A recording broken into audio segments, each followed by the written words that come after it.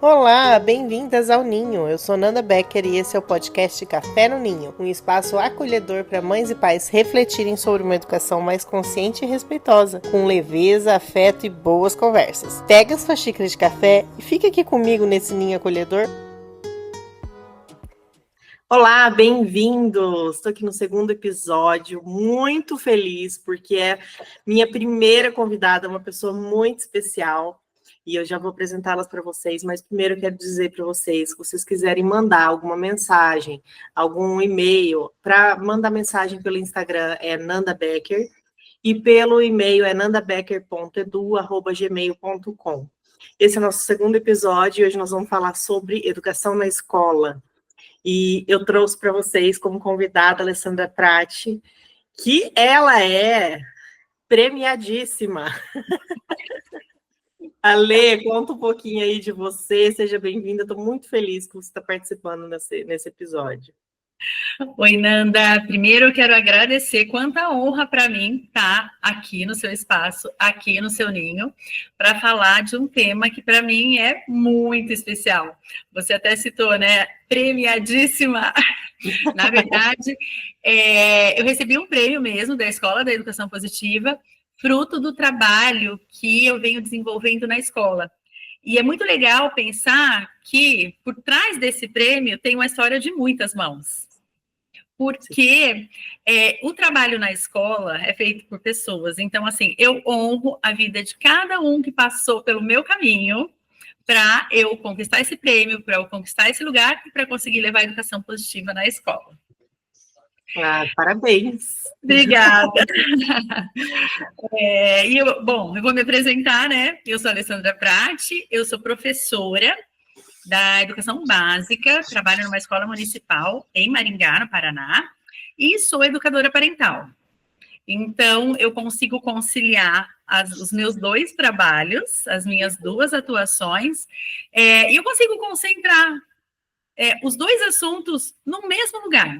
Tanto nos meus atendimentos enquanto educadora parental, uma vez que eu ajudo muitas famílias em relação a essa articulação família-escola, a criança estar segura na escola, a escola promover um ambiente muito agradável para os alunos, e consigo atuar dentro da escola, numa escola tradicional, levando a educação positiva para muitas pessoas.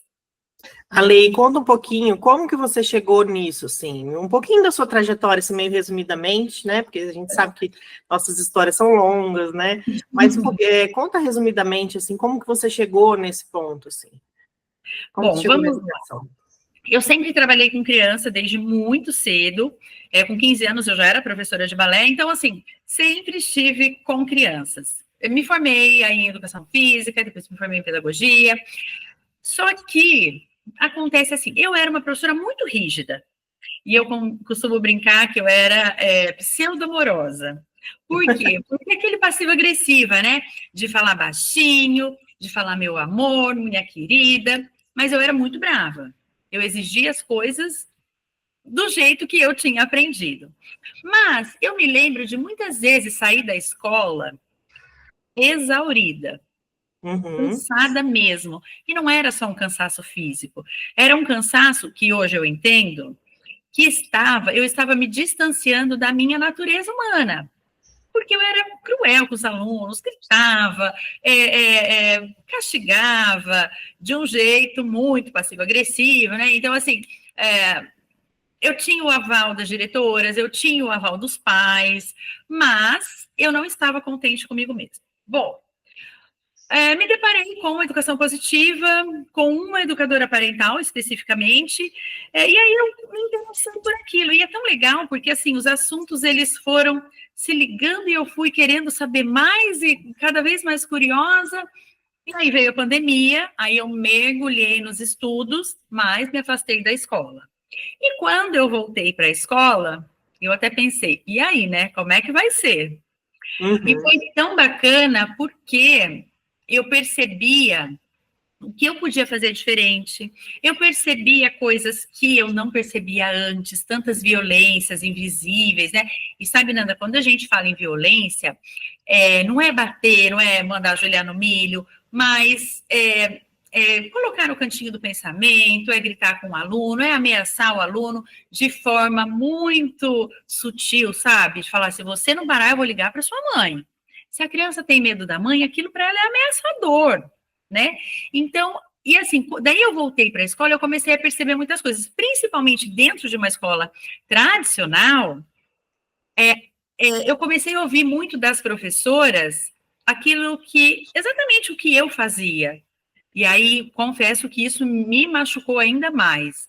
De falar assim, eu estou incomodada com a postura daquela professora, mas eu já fui aquela professora. Na verdade, não, eu sou aquela professora.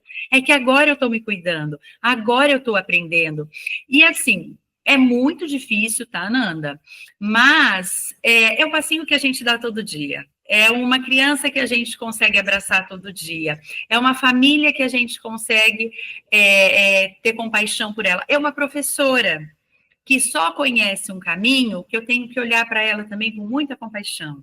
Então, desde que eu voltei para a escola depois da pandemia, o meu caminhar diário, que é aquele passo que eu dou um passo para frente, às vezes 2 para trás, mas até esse retorno, sabe, de quando eu dou 2 passos para trás, quando eu volto, aquele meu padrão já conhecido, de muito rígida, de gritar com os alunos, eu consigo olhar para isso com compaixão por mim mesma, compaixão pelas crianças, e eu consigo voltar.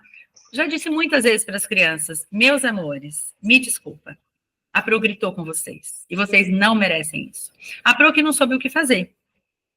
E é muito legal, eu me lembro a última vez que eu fiz isso, eu falei para os alunos assim, nossa, eu imagino que vocês devem ter ficado com muito medo de mim. Se eu fiquei com medo de mim, imagina vocês! E aí eles vieram, me abraçaram, assim. Ai, que bonitinho. A gente transforma isso, porque os erros são oportunidades de aprendizado. Inclusive, os meus erros são oportunidades de aprendizado. Para mim e para todas as crianças que eu estou convivendo, para os professores com quem eu convivo também. E o quanto é importante a gente mostrar, né, que a gente também erra. Também é uma forma de ensinar, né? Não que a gente vai errar de propósito para que eles aprendam, mas a gente erra, a gente consegue enxergar esse erro e mostrar para eles que a gente errou e que a gente consegue arrumar esse erro, né? Que a gente consegue consertar, pedir desculpa, e o quanto isso é importante para eles, né? E você sabe, Nanda, conforme a gente vai caminhando, né? E o nosso discurso vai mudando e as nossas crenças vão mudando, a gente vê isso muito nas crianças também. Uma vez uma criança estava chorando ali comigo, eu tinha que sair da quadra com eles, e estava meio bagunçado assim, e eu falei, vem gente, vem cá, vamos organizar para a gente sair. E uma menina começou a chorar, uma menininha, 4 anos, começou a chorar. E aí eu falei assim, ai meu Deus, o que aconteceu? Eu já estava sem paciência. O que aconteceu? Daí ela falou assim, eu queria estar na frente de todo mundo. Aí eu falei assim, não, pai, por favor, não precisa chorar por causa disso. Aí a outra amiga disse assim, ela precisa chorar, sim, o corpinho é dela, então se ela está chorando é porque ela precisa chorar. E nessa hora eu falei, gente, obrigada, meu amor. Eu me vi atravessada naquela criança.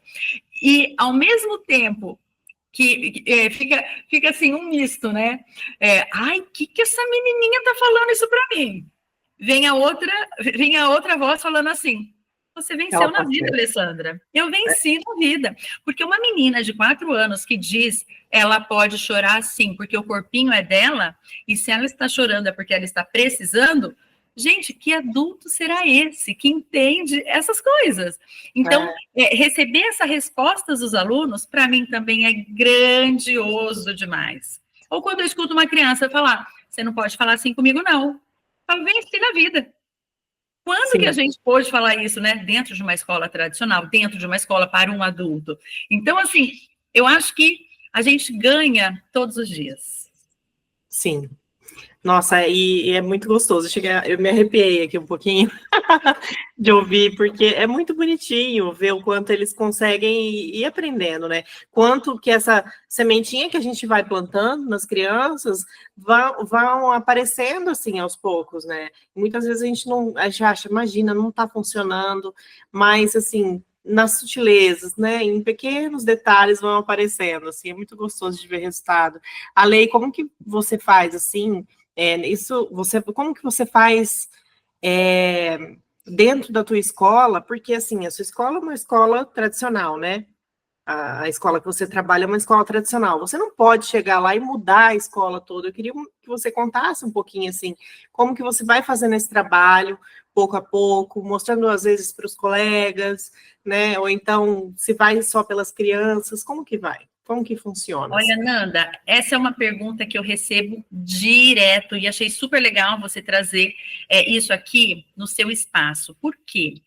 Eu escuto muito as pessoas, às vezes, falando assim, ai, não, mas a escola onde eu tô, e nem adianta educação positiva. Não, a escola onde eu tô, com a minha diretora, eu tenho que pensar que eu tô lá pelas crianças. Sim. Certo? Então, assim, dentro de uma escola tradicional, quando a gente fala, por exemplo, a criança tem que respeitar o horário da criança comer, o horário da criança dormir. Na escola tradicional, a gente sabe que não tem isso. Tem hora para comer, tem hora para dormir, tem hora para brincar. O que eu posso fazer? Eu tento amenizar isso, promovendo para a criança o que for de mais conforto possível dentro da natureza humana. Então, por exemplo, é hora do almoço. Escuto muito as minhas colegas dizendo assim, tem que comer tudo que está no prato. Eu não vou conseguir mudar a hora do almoço dos meus alunos, não vou conseguir dentro da minha escola, mas eu consigo falar para o meu aluno, você não precisa comer tudo que tiver no seu prato. Você come até o seu corpinho estar satisfeito. Você quer o arroz e não quer o feijão? Porque, Nanda, numa escola tradicional é muito comum. Vai ter que comer tudo que está aqui. Tem o arroz, feijão, a carne e a salada. Mas tem criança que não gosta do feijão. Tem criança que só gosta do feijão da mãe. Tem criança que não come arroz. E eu vou respeitando isso conforme eu vou me deparando com a criança. Tem criança que aquele dia não quer comer. E eu vou escutar da outra professora falando assim, imagina que não quer, todo dia ele come. Mas hoje ele não quer e ele não vai comer. E às vezes, eu confesso para você, algumas vezes eu não consigo chegar na professora e defender a criança, mas eu consigo chegar na criança e falar assim, meu amor, tá tudo bem, a Pro tá aqui para te ajudar. Então, se você não quiser comer o arroz e feijão e quiser comer só o arroz, fica tranquila. Pode deixar que a Pro segura essa onda aqui. Mesma coisa na hora de dormir. A criança fica na escola em período integral, tem a hora do sono? Tem. Ela não é obrigada a dormir. Só que eu também vou ter que ir atrás de muitas coisas, tá? Por exemplo, na escola onde eu atuo, tem a hora do sono. Eu fui atrás de saber, eu como adulta responsável, que hora do sono é essa? Onde está escrito isso? E, na verdade, nos documentos, no projeto pedagógico, na Secretaria Municipal de Educação, não diz hora do sono, diz horário intermediário. A criança, ela pode fazer uma atividade mais calma, ouvir música, um alongamento, taraná.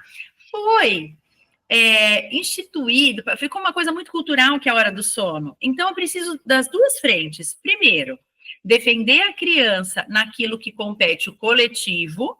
Então, eu sei que a criança não é obrigada a dormir. E eu vou defender a criança no que compete o individual. Ela não quer dormir, mas é o momento de ficar mais calma, em silêncio, porque tem amigo que precisa dormir. Então, qual é o problema de eu deixar a criança lá no colchãozinho dela com uma massinha na mão? Não tem problema nenhum. Eu não posso dar para ela um brinquedo barulhento. Mas se ela não quer dormir, eu tenho que falar para ela mesmo, fecha os olhinhos? Não. Então, eu tenho que pensar no coletivo e no individual. Então, são nessas pequenas coisas que, dentro de uma escola tradicional, a educação positiva vai fazer diferente. Sim. E vai fazer diferença, porque vai defender a criança, vai cuidar da criança. Então, quando a criança pede para ir no banheiro, eu falo, pode ir no banheiro. Mas vai sair toda hora? E eu tenho que ter a consciência também que se a criança quer sair toda hora, é porque minha aula está muito chata. É difícil. Sim. Né? A criança vai sair toda hora porque ela quer passear, porque lá fora está mais interessante. E eu tenho que ter essa humildade de falar, o que eu posso fazer aqui agora? Né? O que eu posso fazer para melhorar? Por quê? Porque a criança que está saindo, ela tem necessidade de sair. Será que eu não posso promover algo melhor para elas? Então, vai muito do meu autoconhecimento, de eu olhar para mim, de eu ser mais humana e mais humilde também. Sim. Eu ouvi você contando uma história de uma criança que... Eu acho muito linda essas histórias que você conta, de uma criança que chegou a falar que o pai estava preso, né? Me conta um pouquinho, assim, dessas histórias, né? Conta aqui para quem está ouvindo. Eu já conheço, mas são muito bonitas histórias. A forma como você percebe que existe ali algo por trás, né? Do comportamento. Sempre tem, né? O comportamento é sempre uma comunicação de alguma coisa que pode estar acontecendo com a criança. E, às vezes, assim, ao ouvir a criança, ao ser curiosa pela história da criança, está disponível para ela, a gente consegue descobrir e ali, sutilmente, ajudar essa criança, né, a lidar com os desafios. Com certeza. E a gente passa a ter um olhar diferente também quando a gente sabe qual é a questão, né? Bom, tem muitas histórias para contar, mas eu me lembro dessa aí do pai, que era um menino com comportamento desafiador. E aí, para sair da sala era desafiador, para voltar para a sala era desafiador. Eu falei, gente, vamos lembrar que todo comportamento é comunicação. Nem sempre eu consigo lembrar disso, mas eu tenho que ter alguns mantras e tudo. E aí foi aquela hora do descanso, eu pedi para ele ficar do meu lado. Eu perguntei se eu podia ficar do lado dele, porque nessa hora do descanso tem outra coisa que eu faço, tá, Nanda? São mais ou menos 20 crianças, né? Eu falo que é hora do descanso, eles não precisam dormir e tudo mais, mas eu estarei lá para eles. E aí eu faço um carinho em cada um deles. Eu fico cantarolando uma musiquinha, faço um carinho. Taraná. E aí eu cheguei nesse menino, eu falei, preciso chegar nele, eu quero saber, né? Como que eu posso ajudar, né? E aí cheguei perto dele e falei, meu amor, me conta uma coisa. Quem que mora na sua casa? Ele falou assim, eu, minha mãe, meu irmão, meu pai. Ai, não, quer dizer, meu pai não, porque ele está preso. E aí, todo aquele comportamento desafiador, para mim, caiu por terra.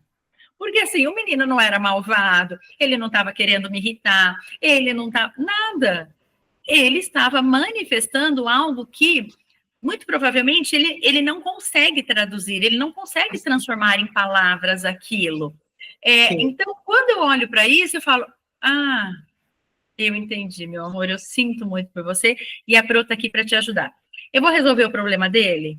Não, eu não vou resolver o problema dele, eu não vou estar na casa dele e tudo. Mas eu olho para ele e ele pode olhar para mim com esse olhar que, assim, tem alguém que me entende, aqui é um lugar seguro. E só o fato dele ter me contado já me coloca num lugar de responsabilidade e de segurança.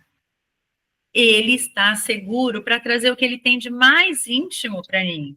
E ele trouxe, ele sabe. E aí eu vou dar um abraço, e aí eu vou dizer para ele, eu sinto muito. E no dia seguinte, talvez eu tenha o cuidado de simplesmente, quando ele chegar, olhar para ele e falar assim, como você está? Como foi seu dia? Eu posso dizer para ele um simples, que bom que você está aqui, estou feliz em ver você. Coisas simples que vão fazer toda a diferença. E aí ele se sente visto, né? Ele Com sente certeza. que, opa, tem alguém preocupado comigo, né? Porque a mãe, imagina, numa situação dessa, deve estar cabeça mil, como é que faz, né? Para olhar para a criança nesse momento. Então, assim, é complicado, uma situação complicada, e você está sendo a chamada testemunha auxiliadora, né? Quem está ali para apoiar essa criança nesses momentos e poder ser alguém que olha para ele de verdade, né? Ah, muito legal, Ale, acho linda essa história, assim, sabe? Porque é muito visível o quanto que o comportamento, ele sempre traz alguma coisa, sempre, né? E, Ale, eu queria saber uma coisa, como que os pais podem chegar nas escolas, assim, meu filho, sei lá, tá apanhando na escola, o que eu posso fazer? Porque eu chego lá na escola, o que eu vejo muito acontecer? Fala-se muito entre parceria, pais e escolas, que a gente sabe que não é tão verdadeiro assim, porque a escola, ela está num lugar de defensiva e os pais também, né? Então, a escola está sempre se defendendo do ataque dos pais, os pais estão sempre se defendendo, essa escola está fazendo alguma coisa errada. Mas quando a gente escolhe uma escola para o nosso filho estudar, a gente tem que confiar nessa escola, né? E assim, eles também confiar que os pais podem trazer alguma coisa. Então, como que esses pais podem chegar nessa escola sem que essa escola se sinta atacada, mas que possa ajudar pensando nas crianças. Como que você instrui assim as suas orientadas?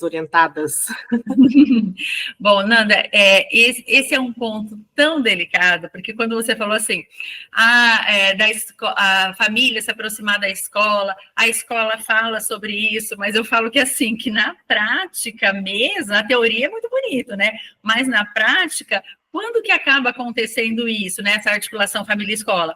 Nos passeios, nas festas, nas apresentações. Agora, no dia a dia é muito difícil. O que você falou faz muito sentido. Nem a família quer chegar lá para ouvir problema e nem a escola quer receber a família para ouvir problema. Mas nós não podemos deixar o nosso lugar de adulto. Nós, adultos responsáveis por uma criança. Construir uma ponte segura, uma ponte bem estruturada, família e escola, para a criança conseguir transitar. Porque não vai adiantar eu, mãe, chegar lá brigando com a escola, porque o meu filho também, ele vai saber que ele não está no lugar seguro. Ele vai saber que aqui, ó, não tem duas pessoas segurando a ponte. E ele precisa disso. Então, muitas famílias vêm me procurar para saber sobre isso. Como que eu faço? Primeiro, bom, vou falar primeiro da família para a escola, tá? A família vai chegar na escola e vai fazer o quê? Na prática, né? Como que isso acontece? Eu falo assim, primeira coisa, quando você for lá falar na escola, você pergunta para a professora como é que ela está. Sabe por quê? Porque às vezes a gente vai tanto querendo atacar, tanto que o nosso filho, que o nosso filho está sendo prejudicado, e o lugar da professora também não é fácil. Tá? São lá 20 crianças, não sei, temos realidades diferentes, né? Mas até 25 crianças ali na educação infantil, no ensino fundamental. E aí eu falo assim, primeira pergunta, como que essa professora está? De verdade, assim, genuinamente, porque é essa professora que você espera que ela esteja bem para cuidar do seu filho. E ela só vai cuidar bem do seu filho se ela estiver bem. E você imagina alguém chegar para você e falar assim, Nanda, como que você está hoje? Genuinamente, tá? Perguntando, eu estou perguntando para você genuinamente. Você já consegue relaxar e não fica ali 2 cérebros em alerta, né? Essa mãe vai vir me atacar, essa professora vai vir me atacar. E aí, nós vamos conversando. E eu acho que, assim, a família sempre pode chegar na escola com um tom de curiosidade mesmo. O meu filho chegou em casa falando sobre isso. Eu queria entender como que isso funciona. Eu queria saber exatamente o que aconteceu. Porque a escola, muitas vezes, ela vai contar a versão dela de um outro lugar. E aí, não que a criança esteja errada, ou a professora esteja errada, ou a diretora está errada, não tem nada disso. Mas cada um tem a sua perspectiva. A perspectiva da criança é válida. A da professora também e da diretora também. Eu tenho que ter essa curiosidade. E às vezes a escola vai falar assim, mas a gente tirou o recreio porque as crianças fizeram tal coisa. E a minha pergunta o que eu sempre sugiro que as famílias perguntem para a escola. Tudo bem, né? Assim, foi essa alternativa que você teve. E quais habilidades nós ensinamos para a criança quando a gente tira um direito dela, quando a gente tira o recreio dela? E aí a gente vai abrindo para a conversa, a gente vai abrindo para o entendimento.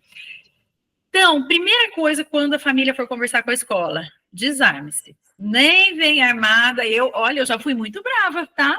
Falar com as professoras dos meus filhos. Hoje não. Hoje eu vou num tom de curiosidade e querendo ajudar, de verdade. Porque hoje nós, que temos muito mais acesso à neurociência e tudo, eu consigo chegar na escola dos meus filhos e falar assim, olha, quando isso acontece, o cortisol toma conta do cérebro dele, que é o hormônio do estresse. Quando ele tem tal atividade, a dopamina está ali, né? A gente sabe que os ritmos biológicos da criança, eles não são manipuláveis. Então, não adianta eu falar, tem hora certa para ir no banheiro. E conforme isso vai acontecendo, porque é uma troca, né? A gente subentende que a escola sabe sobre o desenvolvimento humano, beleza, mas eu também sei, porque hoje o conhecimento está ali. né? E muitas famílias têm acesso, e muitas famílias chegam até mim perguntando como que eu faço isso? E é um aprendizado contínuo, família, escola, escola, família, pensando no benefício da criança. O que é que essa criança está aprendendo? Porque se a criança estiver aprendendo a se defender também, ela não vai conseguir aprender nada. Olê, você não acha que, assim, existe uma certa resistência da escola quando a gente chega com o conhecimento, porque eu fiz faculdade, eu sei o que eu estou fazendo, então, assim, você não acha que tem essa resistência, assim? Eu acho que tem um pouco. Eu acho que sabe, Nanda, eu acho que nunca vai ser em vão o que a gente vai falar. Nunca vai ser em vão. Pode ser que, num primeiro momento, a escola não receba bem. Isso acontece, né? Muitas vezes a escola não quer me ouvir, ela já falou que na teoria é muito bonito, mas na prática não funciona. Mas eu não vou desistir. Eu falo assim, que com criança, a gente pode cansar, mas a gente não pode desistir, né? Jamais. E a ciência comprova muitas coisas do que a educação tradicional traz, que já está obsoleto. Nós já temos aí teorias da psicologia, da neurociências, assim, uma série de coisas que a escola pode até ser resistente. E aí tem outro ponto importante, quando você falou da resistência, né? Eu confesso que eu já levantei essa bandeira, mas eu não levanto mais, mas se precisar eu uso, tá? Que é o que diz respeito às leis do país. Uhum. Então, quando chega num ponto que a conversa não está fluindo, aí eu vou partir para as leis, no sentido, não que eu vá processar nada disso, mas aí eu vou estar amparada nas leis. O que diz o Estatuto da Criança e do Adolescente sobre isso? O que diz a Constituição Federal? O que diz a Lei de Diretrizes e Bases da Educação Nacional? Então, eu vou sempre pensar nessa ordem, na questão humana, na questão ciência e na questão das leis. Sim. Uma hora a gente consegue chegar direito nesse povo aí, vamos ver. Com certeza. Tem muita gente já aberta a ouvir, né, Ale? Infelizmente, a educação positiva ela não é ensinada nas faculdades, né? Uhum. Mas as pessoas estão abertas a aprender cada vez mais e fazer cursos, pós-graduações estão aí para isso, né? Ale, e você acha assim, como você acha que o orientador parental pode atuar dentro da escola? Vamos supor, o orientador parental, ele foi contratado por essa escola, ele vai atender somente os pais, vai atender criança, ou vai atender os professores? Como que você acha que pode ser legal a atuação de um orientador parental dentro de uma escola? Olha, Nanda, tem tantas frentes, é super legal, né, pensar sobre isso. Porque a educação parental, a educação positiva contempla tantos conhecimentos eu vou falar de algumas coisas, assim, eu já fiz um projeto dentro da minha escola, da escola onde eu atuo, de parceria família e escola. Então, nós organizamos uma série de reuniões, de encontros, workshop mesmo, com os pais, trouxemos os pais para essas reuniões, e foi uma coisa maravilhosa, chamava Círculo de Acolhimento às Famílias. Então, foi algo especificamente para os pais. Mas o educador parental, ele pode trabalhar com formação de professores, porque vamos lembrar dos pilares da educação positiva. Quando eu falo, gente, de um pilar simples, assim, a ciência do desenvolvimento humano, isso aí já contempla tantas coisas, né? Porque a gente está ali trabalhando com desenvolvimento. Quando eu falo de neurociências, quando eu falo de inteligência emocional, então, de estudos sociais, a educação positiva contempla tantas coisas que caberia o educador parental na escola para tudo. Para tratar com as famílias, para tratar com os professores, para articular uma ação entre professores e famílias, entre professores e alunos, algo que seja especificamente com adolescentes. Então, o educador parental estar ali à frente com os adolescentes também é sensacional. Tem muitas coisas que o educador parental pode fazer na escola. Basta a escola estar aberta para isso. Ale, falando em adolescente, eu tenho uma adolescente, né? Quem já me segue aqui há um tempo conhece a minha história. E ela está no ensino médio. Então, assim, através dela, das amigas, né? Ela tem amigas de várias escolas também. A gente fica sabendo do posicionamento das escolas, a gente vê a pressão que eles fazem para a escolha de profissão, né? Aí chega, olha, você tem que escolher, porque isso é o que vai mudar a tua vida. Se você não escolher agora, você não vai ser ninguém na vida. Isso aqui define o teu futuro. Eu queria que você me ajudasse a mandar essa mensagem assim para os pais desses adolescentes, de como eles podem fazer para amenizar essa situação, assim, sabe? Porque eu sinto uma certa angústia de ver como eles ficam ansiosos, nervosos, assim. Então, eu estou sempre batendo nessa tecla, eu fiz alguns posts sobre isso, porque eu vejo da importância de ver que nada precisa ser tão definitivo. A gente muda tanto no decorrer da vida, sabe? Eu mesma, agora, educadora parental, depois de tantos anos, você também. Então, assim, a gente muda muitas coisas, profissão pode mudar, pode melhorar, né? Tem profissão hoje que já nem existe mais, né? Então, assim, tanta coisa muda, e eu queria que você falasse um pouquinho sobre isso. Bom, primeiro eu vou usar uma frase, eu não lembro a autora, mas depois eu vou te passar. Tá. A gente não nasceu para fazer vestibular, a gente nasceu para ser gente. Gente nasceu para ser gente. E o que é ser gente? É nos humanizar. Então, a gente vive numa sociedade patriarcal, a gente vive numa sociedade capitalista, de que para ser alguém eu preciso ter dinheiro, eu preciso ser alguém importante. E eu vou dar um exemplo da minha vida, tá? Eu fiz balé minha vida toda. Então, eu fazia balé, eu gostava muito do balé. Gente, mas eu desde pequenininha, assim, o balé era minha vida, minha vida. Ai, o que você vai ser quando crescer? Ai, você é professora de balé, você... Nossa, tudo tinha a ver com o balé. E aí, na minha adolescência, eu mudei de cidade. E quando eu mudei de cidade, o balé nessa cidade, que é aqui em Maringá mesmo, eu morava em Londrina, vim para Maringá. O balé era muito mais exigente. Então, lá em Londrina, meu balé era 3 vezes por semana. Aqui era todo dia, e eu amava. Então, eu fazia balé todo dia, tinha ensaio. E o colégio que eu vim estudar aqui em Maringá era um colégio bem rígido, assim, sabe, voltado para o vestibular.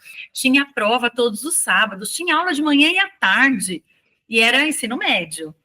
Eu falei, gente, não vou conseguir, ou vou estudar, vou fazer balé, e depois, gente, como eu vou parar? Sabe assim? Eu tinha 15 anos e vou fazer o quê, né? E aí falei com a minha mãe, falei, mãe, não vai dar, porque para eu ir nessa aula à tarde, eu vou ter que faltar no balé. Para eu ir no balé, eu vou faltar nessa... Tá tudo desconecto, sabe assim? Desconectado mesmo. E estaria cada vez mais longe do que o meu corpinho, do que a minha essência, que naquele momento era fazer balé, estava me levando, né? E aí a minha mãe foi conversar com o dono da escola. E, Nanda, eu tive o retorno mais lindo que eu podia ter na vida. Eu confesso que eu não imaginei que o dono de uma escola particular voltada para o vestibular faria. Ele falou assim para minha mãe, olha, a Alessandra, ela tem 15 anos. Ela tem a vida toda para estudar, mas para fazer balé, não. Então, tira ela daqui do colégio, coloca ela num colégio que as exigências sejam menores e deixa ela fazer balé. Ai, tô toda arrepiada. Que lindo. E foi o que aconteceu. Eu fui para um outro colégio, eu fiz balé. E o fato de eu ter me dedicado tanto ao balé não me fez uma aluna pior academicamente. Por quê? Porque eu fiz vestibular, eu fiz faculdade, o balé, inclusive, me ajudou em muitas coisas, na minha organização, no meu planejamento. E aí, eu fiz faculdade, não fiz faculdade de medicina, como era aquele colégio que, né? Eu fiz faculdade de educação física, mas isso me possibilitou tantas coisas, porque eu fui professora de balé, eu viajei um monte fazendo balé, dando aula, participando de espetáculos, fiz a minha graduação, fiz especialização, fiz mestrado, trabalhei no ensino superior por 15 anos. Então, eu tinha um lugar socialmente de reconhecimento sem ter feito medicina, sem ter feito direito, fazendo algo que realmente tinha a ver com o que eu estava vivendo, com o que fazia parte da minha essência. E assim, fui coordenadora de curso de graduação numa universidade, então o balé me ajudou demais nisso. Agora, imagina se quando eu tinha 15 anos, a minha mãe tivesse sido convencida pelo dono da escola de que o balé não me levaria a lugar nenhum. Provavelmente teria feito uma faculdade lá que a sociedade admira, eu seria infeliz e eu não iria prosperar. E eu não estou falando prosperar no sentido financeiro, tá? No sentido enquanto ser humano. Sim. Né? E de conhecimento, de amizades, de prosperar enquanto vida, sabe? Eu acho que a minha vida teria sido muito diferente se aquele dono da escola tivesse falado, deixa ela ficar assim, porque é aqui o futuro dela está aqui. Não, o meu futuro estava no futuro, mas eu tinha que viver aquilo no presente. Nossa, que importante isso, né? Que importante, que bom que isso aconteceu com você, né? Olha, infelizmente acontecendo o contrário, assim, em muitos lugares. E assim, é o nosso papel enquanto pai e mãe olhar para isso e ajudar essa criança, esse adolescente a manter a autenticidade dele, né? O que ele realmente gosta, né? O que ele realmente se interessa. Eu vejo assim, até a Sofia, ela quer fazer artes cênicas, então você imagina o tanto que ela é julgada por escolher uma profissão que não é socialmente uau, que traz grandes benefícios financeiros, né? Mas eu vejo brilho nos olhos dela quando ela fala disso, quando ela fala de teatro, e eu vou deixar ela viver isso, sabe? E isso para mim assim vai ser o melhor presente de vida que eu vou dar para ela, assim, sabe? Para ela viver isso com tanto amor, tanto carinho, dedicação.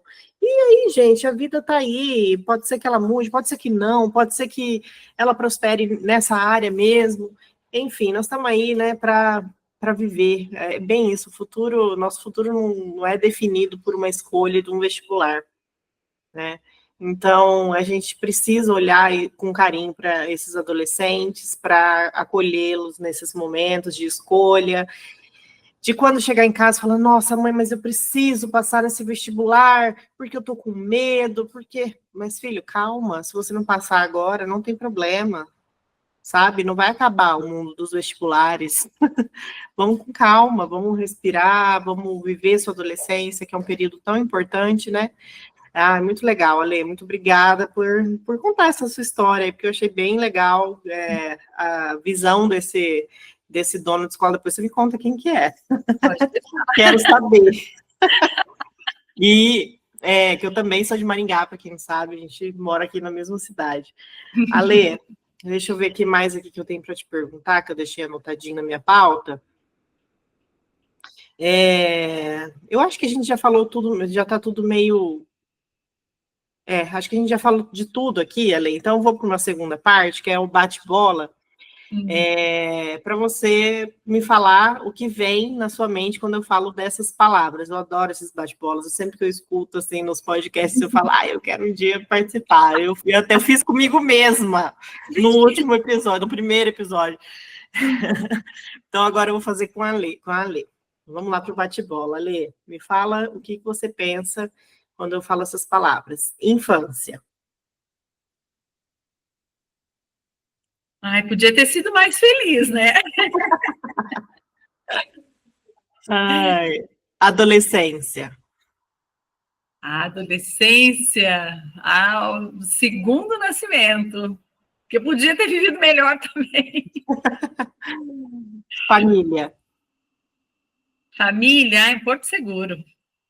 Nas horas boas, nas horas ruins, é o que está ali juntinho da gente. Educação. Educação positiva. Sonho.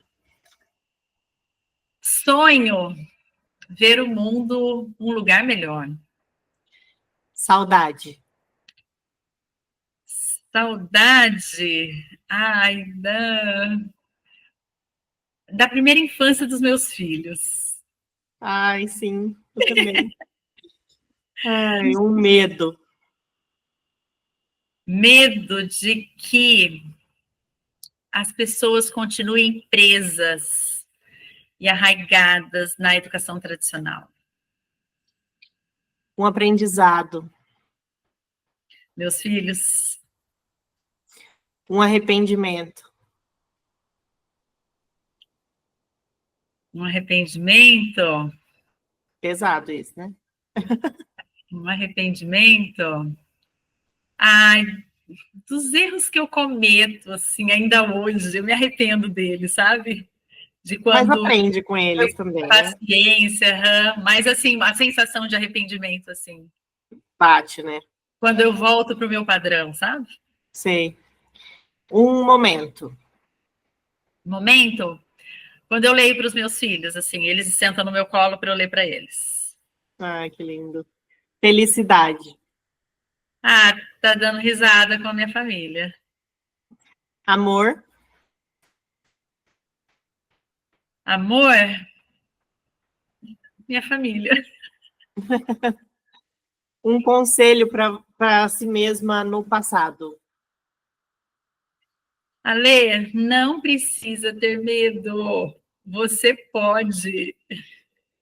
E um conselho para quem te ouve, para as mães e para os educadores todos. Ai, abraça a sua vulnerabilidade. Você tem muita coisa boa para dar. Você tem um potencial incrível. Todos nós temos. Esse conselho, assim, não se deixe abalar pelos obstáculos do caminho. A gente sempre tem coisas legais para dar. A gente sempre tem momentos muito legais do dia, assim, que a gente pode olhar e falar: ah, eu consigo, eu sei sim, isso foi legal. Ai, obrigada, Lê. Eu acho que por hoje já está legal. Temos muitos outros assuntos. A Lê vai ser assim a minha principal convidada sempre. Fique avisada que você vai voltar. E, Ale, então deixa assim os seus contatos para quem está te ouvindo. Bom, as pessoas geralmente me encontram no Instagram, né? A alessandraprati.educadora. Lá e as pessoas vão entrar em contato comigo, vão ver bastante coisa relacionada à educação positiva e à escola. Vão ver as minhas histórias, tem bastante história para contar da escola, das crianças, muita coisa legal que a gente pode construir juntos. E é legal que o meu trabalho eu construo com as pessoas, então são histórias e relatos das pessoas, dos humanos. E são exemplos, né? Grandes exemplos. São muito inspiradoras. As histórias que você conta lá, eu escuto e falo, nossa, que bom que tem a Lê contando tantas histórias lindas para a gente aprender com elas. Assim. Ale, muito obrigada por sua participação. Foi muito especial. Meu primeiro episódio com convidada. Minha primeira convidada não podia ser outra pessoa. E é isso. Obrigada por ter vindo. Obrigada a todo mundo que estava aqui ouvindo ou assistindo. Mandem seus recados, tem como comentar no Spotify, no YouTube também. E se precisar algum recado, pode ser por e-mail, pelo Instagram, nós estamos aí, tá bom? Obrigada, Lê. Obrigada, Nanda. Tchau, Beijo. tchau. Tchau.